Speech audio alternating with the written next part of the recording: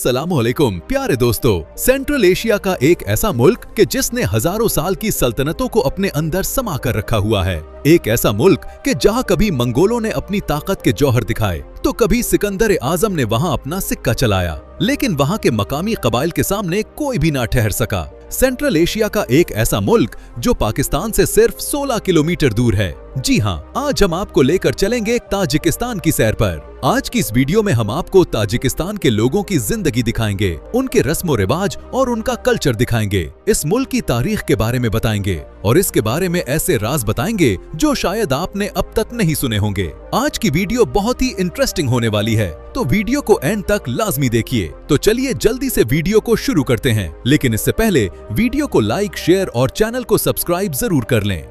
इस मुल्क का ऑफिशियल नाम रिपब्लिक ऑफ ताजिकिस्तान है। ये सेंट्रल एशिया में वाक़ई बहुत ही अहम मुल्क है जो चारों तरफ से खुश्की में घिरा हुआ है, यानी इसका समंदर से कोई भी किसी किस्म का राब्ता नहीं है।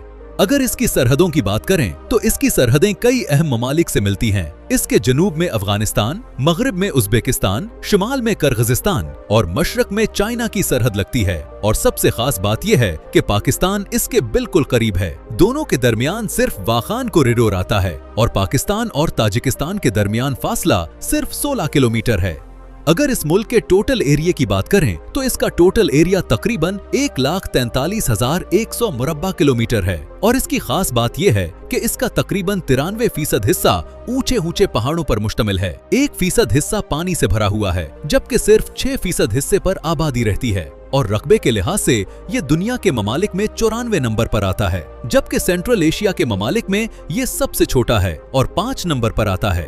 अगर आबादी की बात करें तो ताज़ा तरीन आदादोशुमार के मुताबिक इसकी टोटल आबादी तकरीबन 11 मिलियन के करीब है और आबादी के लिहाज से ये दुनिया के ममालिक में 88 नंबर पर आता है, जबकि सेंट्रल एशियन कंट्रीज में ये आबादी के लिहाज से तीसरे नंबर का सबसे बड़ा मुल्क है। इस मुल्क की टोटल आबादी के तकरीबन 70% लोग देहातों में रहते हैं, जबकि सिर्फ 30% लोग ही शहरों में आबाद हैं। अगर मजहब की बात करें तो ताजिकिस्तान में ज्यादातर लोग मुसलमान हैं, जिनमें अक्सरियत सुन्नी मुसलमानों की है। तकरीबन 95% आबादी इस्लाम से ताल्लुक रखती है। इसके अलावा तकरीबन 1.5% लोग ईसाई हैं, जबकि बाकी दीगर मज़ाहिब के मानने वाले शामिल हैं।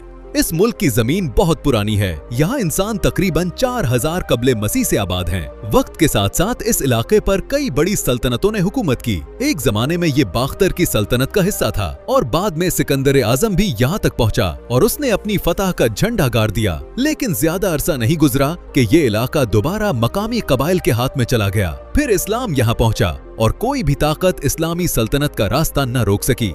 अब्बासी दौर के आखिर में यहाँ एक अहम रियासत कायम हुई जिसे सामानी सल्तनत कहा जाता है। इसी दौर में समरकंद और बुखारा जैसे शहर इल्म, सकाफत और तहजीब के बड़े मराकिज बने, जहाँ से इल्म पूरी दुनिया में फैला। इसके बाद कुछ अरसे के लिए मंगोलों ने भी यहाँ कब्जा किया और फिर ये इलाका काफी अरसे तक बुखारा की सल्तनत का हिस्सा रहा। 19वीं सदी में रूसी सल्तनत ने सेंट्रल एशिया की तरफ पेशकदमी शुरू की और आखिरकार ताजिकिस्तान भी इसके कब्जे में आ गया। पहली जंग अजीम के बाद यहाँ के मुसलमानों ने रूस के खिलाफ एक बड़ी तहरीक चलाई जिसे बसमाची तहरीक कहा जाता है। इस तहरीक ने बड़ी बहादुरी से लड़ाई लड़ी, लेकिन आखिरकार रूसी फौज ने इस तहरीक को कुचल कर रख दिया और ताजिकिस्तान सोवियत यूनियन का हिस्सा बन गया। सोवियत दौर में यहाँ मजहब, खास तौर पर इस्लाम को बहुत नुकसान पहुंचा। मसाजिद और मदारिस बंद कर दिए गए और लोगों को अपने मजहब पर अमल करने में मुश्किलात का सामना करना पड़ा। इसके अलावा रूस ने दीगर सेंट्रल एशियाई ममालिक के मुकाबले में ताजिकिस्तान पर कम तवज्जो दी, जिसकी वजह से ये मुल्क तालीम, सेहत और सनत में पीछे रह गया। फिर 1990 की दहाई में जब सोवियत यूनियन टूटने लगा तो ताजिकिस्तान ने भी आजादी का ऐलान कर दिया। पाकिस्तान और तुर्की उन ममालिक में शामिल थे जिन्होंने सबसे पहले इसकी आजादी को तस्लीम किया और 1992 में अक़वाम मुत्तहिदा ने भी इसे एक आजाद मुल्क मान लिया। लेकिन आजादी के फौरन बाद ही मुल्क को एक बहुत बड़ी मुश्किल का सामना करना पड़ा। सिर्फ 1.5 साल के अंदर यहाँ एक खौफनाक खाना जंगी शुरू हो गई, जिसमें मुख्तलिफ गिरोह आपस में लड़ने लगे। इस जंग की वजह से बहुत नुकसान हुआ और मुल्क में रहने वाली गैर मुस्लिम आबादी, खास तौर पर रूसी और यहूदी लोग यहाँ से चले गए। 1992 में इंतखाबात हुए और इमाम अली रहमान इख्तदार में आए और आज तक वो ही इस मुल्क के हुक्मरान हैं। जबान की बात करें तो ताजिकिस्तान की सरकारी जबान ताजिक है, जो दरअसल फारसी जबान की एक शक्ल है। अगर आप उर्दू या फारसी जानते हैं तो आप ताजिक जबान को काफी हद तक समझ सकते हैं। लेकिन दिलचस्प बात यह है कि आज भी आम गुफ्तगू और कारोबार में रूसी जबान बहुत ज्यादा इस्तेमाल होती है। साल 2009 से पहले तो सरकारी कामों में भी रूसी जबान इस्तेमाल होती थी, लेकिन इसके बाद ताजिक जबान को मुकम्मल सरकारी हैसियत दे दी गई। दोस्तों, पाकिस्तान में भी काफी तादाद में ताजिक लोग रहते हैं, जिनकी तादाद तकरीबन 12 लाख के करीब बताई जाती है। इनमें से ज्यादातर लोग ताजिकिस्तान की आजादी के बाद होने वाली खाना जंगी के दौरान पाकिस्तान आए थे। कुछ लोग हालात बेहतर होने पर वापस चले गए, लेकिन बहुत से लोग पाकिस्तान के शुमाली इलाकों जैसे चतराल और गिलगित में ही मुस्तकिल तौर पर आबाद हो गए। जब ये मुल्क रूसी इत्तेहाद से आजाद हुआ तो शुरू में यहाँ करेंसी के तौर पर रूसी रुबल इस्तेमाल होता था, लेकिन बाद में ताजिकिस्तान ने अपनी करेंसी मुतारिफ करवाई। पहले उसे भी रुबल कहा जाता था, लेकिन अक्टूबर 2000 में इसका नाम बदलकर सामूनी रख दिया गया। ये नाम ताजिक कौम के एक अजीम हुक्मरान इस्माइल सामानी के नाम पर रखा गया। ताजिकिस्तान के दारुल हुकूमत दोशंबे में उनका एक बहुत बड़ा मुजस्समा भी बनाया गया है, जबकि वो उज़्बेकिस्तान के तारीखी शहर बुखारा में मदफून है। उनका मजार सामानी मजार के नाम से जाना जाता है, जो आज भी दुनिया के कदीम तरीन इस्लामी फन्ने तामीर के शाहकारों में शुमार होता है। इसकी खास बात यह है कि ये 1000 साल से भी ज्यादा अरसा गुजरने के बावजूद आज तक अपनी असल हालत में मौजूद है। आज के वक्त में अगर हम ताजिकिस्तान की करेंसी की वैल्यू देखें तो एक सामूनी तकरीबन 29 पाकिस्तानी रुपए और तकरीबन 10 भारतीय रुपए के बराबर बनता है। ताजिकिस्तान का दारुल हुकूमत दोशंबे है, जो एक बहुत कदीम शहर है, जिसकी तारीख 5वीं सदी कब्ले मसीह तक जाती है। दोशंबे का नाम भी बड़ा दिलचस्प है, क्योंकि दोशंबा फारसी जबान में सोमवार के दिन को कहते हैं। पुराने जमाने में यहाँ सोमवार के दिन एक बड़ा बाजार लगता था और इसी वजह से इस शहर का नाम दोशंबे पड़ गया। आज ये शहर न सिर्फ दारुल हुकूमत है, बल्कि ताजिकिस्तान का सबसे बड़ा शहर भी है। तकरीबन 124 मुरब्बा किलोमीटर पर फैला हुआ ये शहर आज लगभग 9 लाख लोगों का घर है।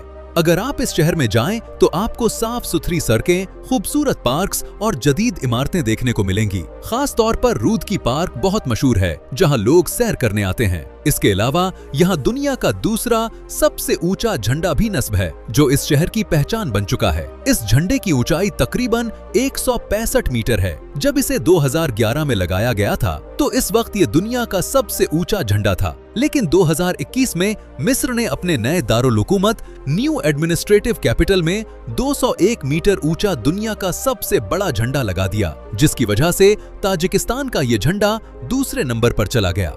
दोशंबे के बाद मुल्क का दूसरा बड़ा शहर खौजदंद है, जहां तकरीबन 2 लाख अफराद रहते हैं और ये भी एक अहम तिजारती और सकाफती मरकज माना जाता है। ताजिकिस्तान में दोशंबे और खौजदंद के अलावा भी कई खूबसूरत और अहम शहर मौजूद हैं, जो अपनी तारीख, सकाफत और कुदरती हुस्न की वजह से जाने जाते हैं। कोलाब ताजिकिस्तान का एक कदीम और तारीखी शहर है, जो मुल्क के जुनूब में वाक़ है। ये शहर खास तौर पर अपनी पुरानी रिवायात और सकाफत के लिए मशहूर है। बोख्तर शहर ताजिकिस्तान के अहम तिजारती मराकिज में से एक है और यहाँ ज़राअत और कारोबार काफी बड़े पैमाने पर होता है। खरोख एक बहुत खूबसूरत शहर है, जो पहाड़ों के दरमियान वाक़े है। ये पामीर के पहाड़ी इलाके में आता है और यहाँ का कुदरती हुस्न देखने वालों को हैरान कर देता है। पंजकींद को कदीम ताजिकिस्तान का दिल भी कहा जाता है। ये शहर अपने कदीम खंडरात और तारीखी मकामात की वजह से मशहूर है, जहाँ से पुरानी तहजीब के आसार मिलते हैं। इस्तारोशन ताजिकिस्तान के कदीम तरीन शहरों में से एक है और यहाँ आज भी पुरानी तर्ज की इमारतें और बाजार मौजूद हैं। ताजिकिस्तान में सबसे बड़ा त्योहार नौरोज है, जो बहार के आगाज पर मनाया जाता है। इस दिन लोग नए कपड़े पहनते हैं, खास खाने बनाते हैं और खुशियां मनाते हैं। ताजिकिस्तान में खेलों की दुनिया भी काफी दिलचस्प है। यहाँ कुश्ती की एक खास किस्म, जिसे कुश्तीगरी कहा जाता है, कौमी खेल की हैसियत रखती है। इसके अलावा एक और मशहूर खेल बुस्काशी है, जो देखने में पोलो जैसा लगता है, लेकिन इसमें गेंद की जगह एक मरी हुई बकरी इस्तेमाल की जाती है और खिलाड़ी घोड़ों पर सवार होकर उसे एक खास जगह तक ले जाने की कोशिश करते हैं। फुटबॉल भी यहाँ तेजी से मकबूल हो रहा है, जबकि रग्बी यूनियन भी आहिस्ता आहिस्ता अपनी जगह बना रहा है। आजादी के बाद ताजिकिस्तान ने ओलंपिक्स में भी कामयाबियां हासिल की हैं।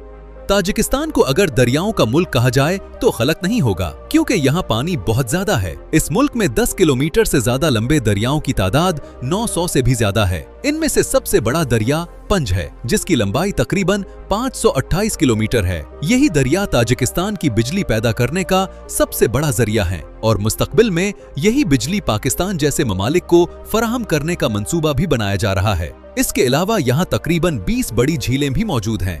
ताजिकिस्तान अपनी खुराक का तकरीबन 50% हिस्सा बाहर से दरामद करता है। यहाँ के लोग रोजगार के लिए बड़ी तादाद में रूस जाते हैं और वहाँ से पैसे कमाकर अपने घर भेजते हैं, जो मुल्क की मईशत में अहम किरदार अदा करता है। इसके साथ ताजिकिस्तान की मईशत का बड़ा हिस्सा कपास की काश्त और एल्यूमीनियम की पैदावार पर मुश्तमिल है। इसके अलावा यहाँ फलों और सब्जियों की काश्त भी बड़े पैमाने पर की जाती है। इस मुल्क में सोने और चांदी के ज़खायर भी मौजूद हैं। दिलचस्प बात यह है कि सेंट्रल एशिया का सबसे बड़ा एल्यूमीनियम प्लांट भी ताजिकिस्तान में ही मौजूद है, जो इस मुल्क की मईशत के लिए बहुत अहमियत रखता है। ट्रांसपोर्ट की बात करें तो ताजिकिस्तान में टोटल 26 एयरपोर्ट्स हैं, जिनमें दोशंबे इंटरनेशनल एयरपोर्ट सबसे अहम है। ज्यादातर इंटरनेशनल फ्लाइट्स इसी एयरपोर्ट से चलती हैं। इसके अलावा खौजदंद एयरपोर्ट भी कुछ इंटरनेशनल फ्लाइट्स के लिए इस्तेमाल होता है, खास तौर पर रूस से आने वाली परवाजों के लिए। इस मुल्क की सबसे बड़ी एयरलाइन सोमुन एयर है, जो उज्बेकिस्तान, काजाकिस्तान, रशिया, चीन, तुर्की और दुबई जैसे ममालिक के लिए परवाजें चलाती है। यहाँ रेलवे का निजाम भी मौजूद है। तकरीबन 680 किलोमीटर तवील रेलवे लाइन ताजिकिस्तान को रूस, उज्बेकिस्तान, तुर्कमानिस्तान और काजाकिस्तान से जोड़ती है। सड़कों की बात करें तो मुल्क में तकरीबन 27,000 किलोमीटर लंबी सड़कें हैं, लेकिन देही इलाकों में अभी भी बहुत सी सड़कें कच्ची हैं। ताजिकिस्तान की तकरीबन 99% बिजली पानी से पैदा होती है। नोरेद डैम, जो इसी मुल्क में वाक़ है, दुनिया के बुलंद तरीन डैम्स में शुमार होता है और इसकी अहमियत बहुत ज्यादा है।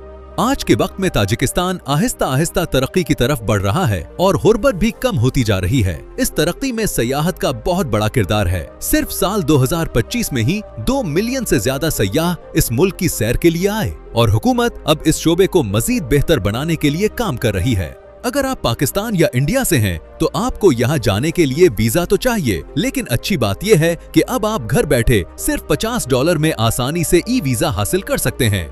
ताजिकिस्तान अपनी गैस की जरूरियात का बड़ा हिस्सा अपने पड़ोसी मुल्क उज्बेकिस्तान से खरीदता है, क्योंकि इसके पास खुद इतने बड़े गैस के ज़खायर मौजूद नहीं हैं। यहाँ के लोगों की रोजमर्रा जिंदगी में ग्रीन टी को बहुत खास अहमियत हासिल है और यही इस मुल्क का कौमी मशरूब भी माना जाता है। अगर खानों की बात करें तो ताजिकिस्तान के खाने रूसी, अफगानी और उज़्बेक खानों से काफी मिलते जुलते हैं, क्योंकि ये सब इलाके एक दूसरे के करीब हैं और उनकी सकाफतें भी आपस में मिली हुई हैं। यहाँ की सबसे मशहूर और कौमी डिश पुलाव है। अगर आप ताजिकिस्तान घूमने का प्लान बना रहे हैं तो यहाँ मैं आपको ऐसी जगहें बताता हूँ जिन्हें आपको लाजमी विजिट करना चाहिए। हिसार किला, ये ताजिकिस्तान की सबसे मशहूर और तारीखी जगहों में से एक है, जो दारुल हुकूमत दुशंबे से तकरीबन 25 किलोमीटर दूर वाक़े है। ये किला सैकड़ों साल पुराना है और कहा जाता है कि इसकी बुनियाद तकरीबन 2500 साल पहले रखी गई थी। इस किले के इर्द गिर्द आपको पुराने मदरसे, मस्जिद के आसार और बाजार के खंडरात भी मिलेंगे, जो इस बात की निशानी है कि कभी यहाँ एक मुकम्मल और आबाद शहर हुआ करता था। नौरोज पैलेस, ये दारुल हुकूमत दुशंबे में वाक़ई एक निहायत शानदार और खूबसूरत इमारत है, जिसे देखकर हर इंसान हैरान रह जाता है और ये असल में ताजिक सकाफत, फन और खूबसूरती का एक बेहतरीन नमूना है। ये महल खास तौर पर कौमी तकरीबात, सरकारी इजलासों और बैनुल अक़वामी मेहमानों के इस्तकबाल के लिए इस्तेमाल किया जाता है। इसके अंदर दाखिल हों तो ऐसा लगता है जैसे आप किसी शाही महल में आ गए हों। वारजूब वैली, ये जगह खास तौर पर उन लोगों के लिए जन्नत है जो कुदरत, सुकून और ठंडी फजा को पसंद करते हैं। ये वादी ऊंचे पहाड़ों के दरमियान वाक़े है, जहां से एक साफ शफाफ दरिया गुजरता है। सब्ज दरख्त, ठंडी हवा और बहता हुआ पानी इस जगह को एक पुरसुकून और दिलकश माहौल देते हैं। तो दोस्तों, ये था आज का हमारा बहुत ही शानदार और दिलचस्प ताजिकिस्तान का सफर। हमें उम्मीद है कि आपको वीडियो बहुत पसंद आई होगी। वीडियो को लाइक, शेयर और चैनल को सब्सक्राइब जरूर कर लें। मिलते हैं अगली वीडियो में एक नए मुल्क के दिलचस्प सफर के साथ। तब तक के लिए अल्लाह हाफिज।